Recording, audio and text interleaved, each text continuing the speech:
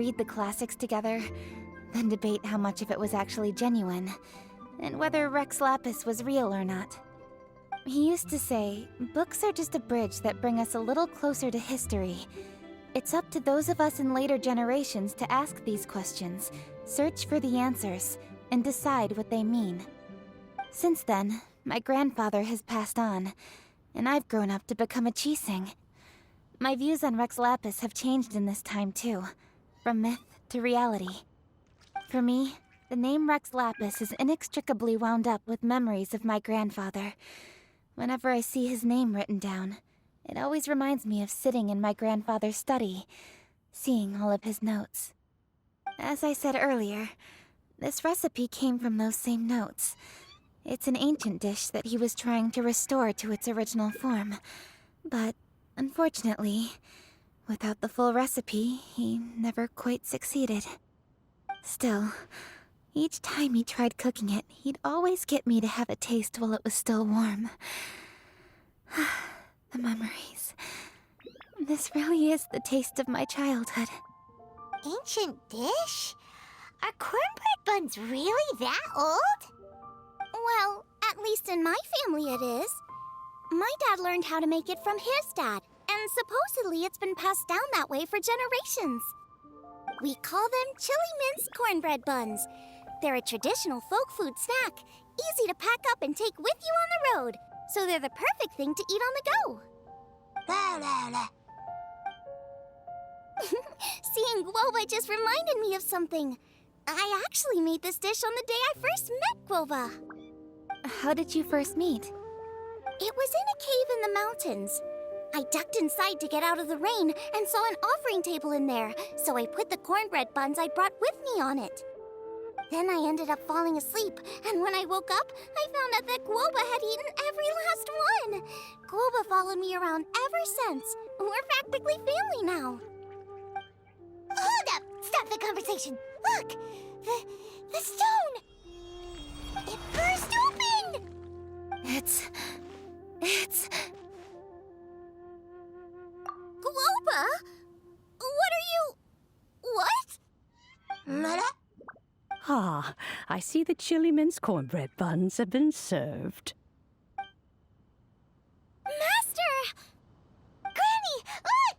The stove god statue looks just like Guoba! Oh, indeed it does. After all, Guoba is the deity you've been searching for. God of the stove. Guoba is a god? You asked me if a sufficiently festive atmosphere would be enough to reawaken the stove god. And my answer is this. Yes. And no. The stove god has always been a deity with great affection for the people, and who acts in response to their desires. To him, the heart's passions and the heart's desires are not the same thing. Passion can be a technique, a skill, something derived from experience. But desires, they are deeper, more innate. They are the heart's strength in its purest form. Masterful chefs is wonderfully exciting, but it is more an exercise of passion than of desire, and passion alone will not suffice to reawaken the stove god from his deep slumber. But just now, when Kuching ate this dish she had longed for, a deeply held desire was fulfilled. As well as receiving an answer to her question, she also gained something much more precious. A moment of poignant nostalgia so vivid, it felt like she was right there alongside her grandfather. The enormous power unleashed by the fulfillment of this desire resonated with the stove god's statue, and caused it to manifest once more the form it took in the past. Of course, the stove god himself is not contained within the statue. The true stove god has been here with us all along. How does it feel, seeing a statue of yourself from your glory days? Look at him. Still so majestic. Glory days? Wait, what happened? Did Guoba used to be different from now? Oh, yes. Back in his day, your Guoba was once the patron god of the soil.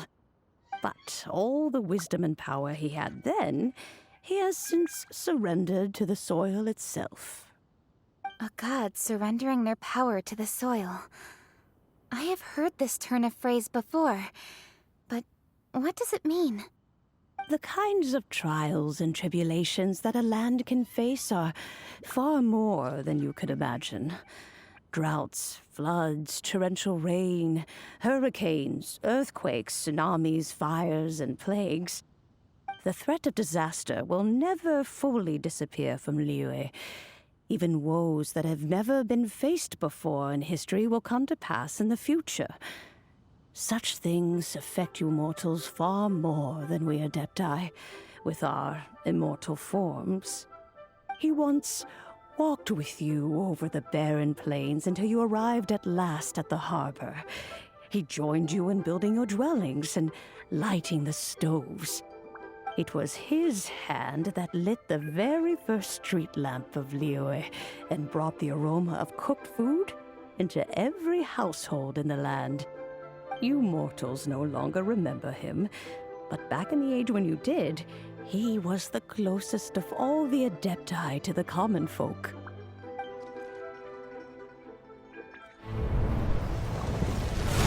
Marchosius, god of the stove, born from a spark when stone struck stone.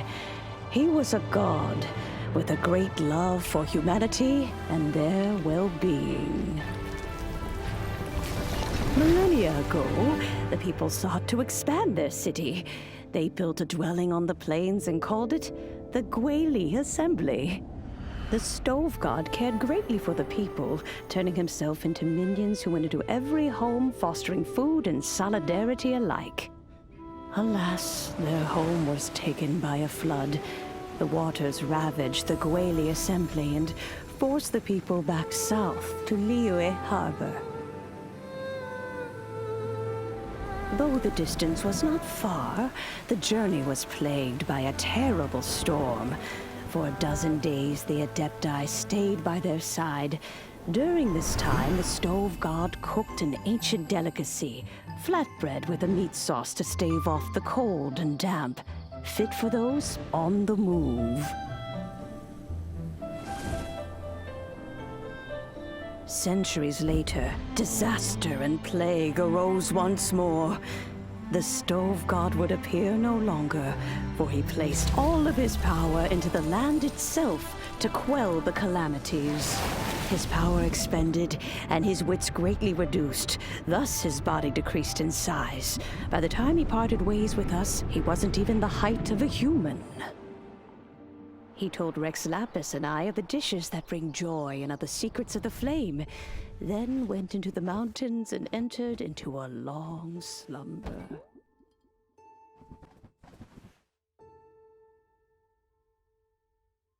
The stove god departed, and Guoba was born. When he awoke, he ate the chiliman's cornbread buns placed on the offering table by a young lady in yellow.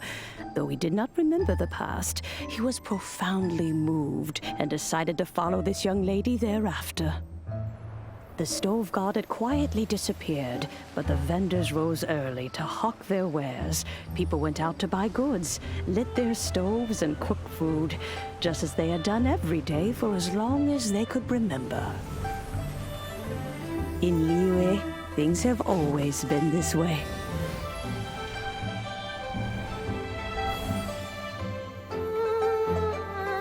Nature provides, the mountains rejoice. We are blessed by heaven's good grace. Years have gone by. The world has transformed, but our way of life survives.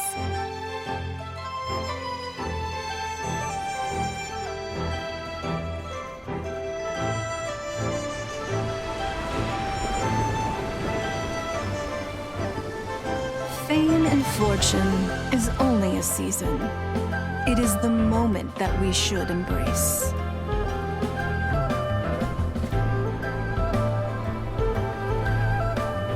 Past meets present. Heritage becomes legacy. Long into the future may we thrive.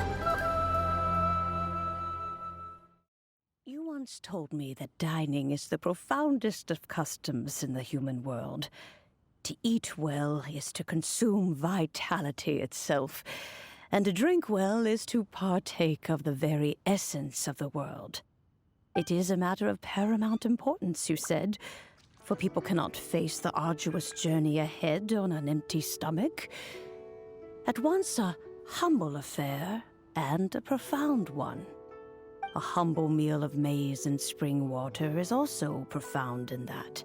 By ensuring one's survival, it paves the way for millennia of human history and culture to come. My dear friend, Liyue has changed so much while you have slept. Looking at the prosperity and beauty around us today... Guoba, this is kind of a huge deal. Why didn't you say anything? He is not who he once was. Even the power of speech evades him now. There is no way he could have told you. Oh. Guoba, but... Xiangling. Do not be saddened, Xiangling. There are two sides to everything. Guoba may have lost many of his formal faculties, but he is now as carefree as can be, without a single worry in the whole world. In this world we inhabit, who can truly be said to live a life free of all woes? Those with a mind and with the knowledge will certainly be troubled by all manner of things. But he has gone further than us in his journey. He had both wisdom and courage. Everything he took upon himself, he was also ready to part with. His carefree demeanor today is a testament to the fact that he is at rest. So since you are his friend, take good care of him. Go out to walk and play. Allow him to eat, drink, and be merry. I will! You can count on me! Xiangling, you have an adeptal affinity. Guoba follows you around because he has respect for you. The moment he awoke, he was met with the familiar flavor in the chili mince cornbread buns he ate. After all that time, he still recognized the dish he had invented, and he approved of you as the one who had cooked it. That's right. The taste of one's home cuisine always brings back memories of home. Though he remembered nothing, eating the food you had cooked gave him a feeling of familiarity. That is why he stuck by you. You may be the first person in history to give the stove god the experience of being a satisfied customer. That makes you quite a remarkable chef. If that's true, I couldn't be happier. Because putting a smile on customers' faces is what we chefs are called to do. Well then, it's getting late and I still have things to do. Time for me to say goodbye. Traveler, Paimon, Xiangling, thank you all very much. I guess my dad's probably heard the good news already, but I should still go catch up with him. Master, it's been a while since you came by. Why don't you join me? He thinks about you all the time, you know. He's always telling me to invite you over. Oh, goodness me. Then, far be it from me to refuse. Off we go, then. Let's saunter over gently and see how all the city folk are getting along.